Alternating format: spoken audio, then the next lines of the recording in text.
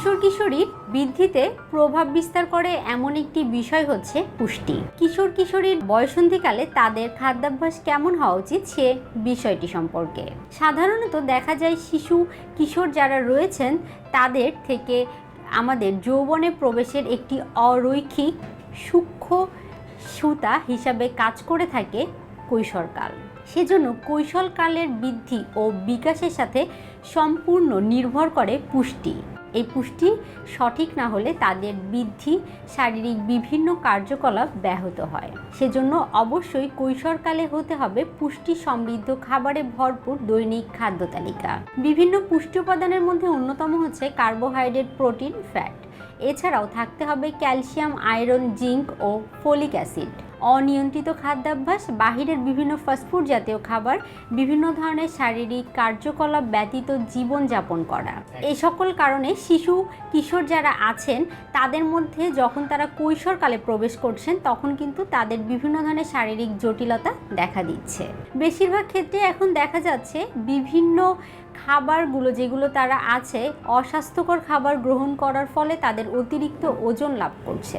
এতে করে তারা খুব তাড়াতাড়ি বয়সন্ধিকালে চলে আসছে। বিভিন্ন বয়সের মেয়েরা বা কৈশোরী যারা রয়েছেন তাদের ক্ষেত্রে দেখা যাচ্ছে তারা খুব দ্রুত সময়ে বয়সন্ধিকালে প্রবেশ করছেন এবং তাদের মাসিকও খুব দ্রুত শুরু হয়ে যাচ্ছে।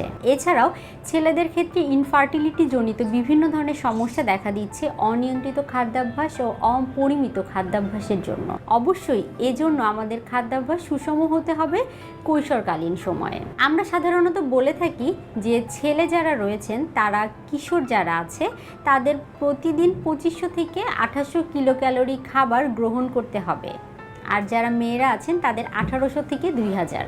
এর মধ্যে অবশ্যই শারীরিক কার্যকলাপ কেমন করেন তারা, অথবা তাদের ওজন কতটুকু, তাদের উচ্চতা কতটুকু, তাদের শারীরিক পরিশ্রমের ধরন, তাদের আর্থসামাজিক অবস্থার মধ্যে অন্তর্ভুক্ত রেখে খাদ্য তালিকা সাজাতে হবে। কৈশোরকালীন সময়ে অবশ্যই খাদ্য তালিকায় পর্যাপ্ত পরিমাণে থাকতে হবে ফলিক অ্যাসিড, ভিটামিন ডি এবং আয়রন সমৃদ্ধ খাবার। সূর্যের আলোতে বেড়ে ওঠা হাঁস মুরগি, গরু ছাগলের দুধ, এছাড়াও হাঁস মুরগির ডিম থেকেও কিন্তু পাওয়া যায় ভিটামিন ডি।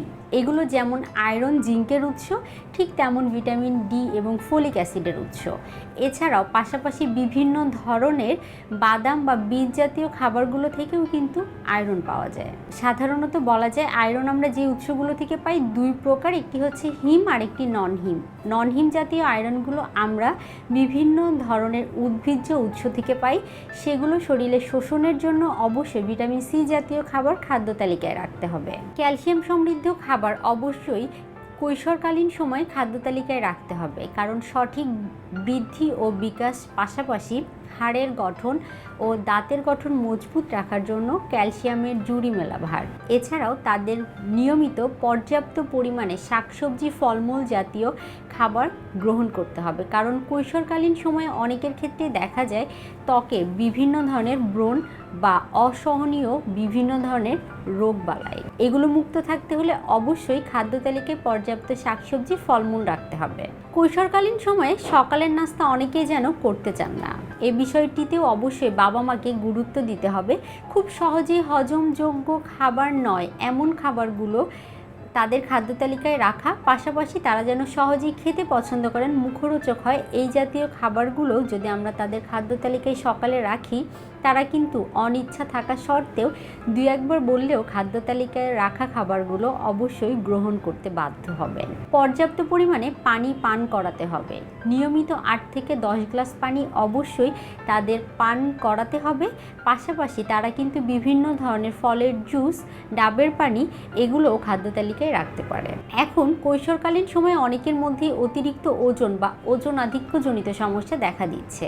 সেজন্য অবশ্যই তাদের শারীরিক অ্যাক্টিভিটিস বৃদ্ধি পায় এমন কাজকর্মের মধ্যে ব্যস্ত রাখার চেষ্টা করতে হবে, অথবা তারা যেন বিভিন্ন ধরনের শারীরিক পরিশ্রম করতে অভ্যস্ত হয়ে ওঠেন, নিজের কাজগুলো নিজে করতে অভ্যস্ত হয়ে ওঠেন এমনভাবে তাদেরকে গড়ে তুলতে হবে। নিয়মিত তারা যেন 40 থেকে 50 মিনিট বিভিন্ন ধরনের এক্সারসাইজ করেন অথবা তারা বিভিন্ন ইয়োগা করেন, সেই বিষয়টিও অবশ্যই নিশ্চিত রাখতে হবে। এতে তাদের শারীরিক কার্যকলাপ যেমন ভালো থাকবে, তাদের রক্ত সঞ্চালন প্রক্রিয়া ভালো থাকবে, তাদের অতিরিক্ত ওজনাধিক্যজনিত সমস্যা দেখা দিবে না।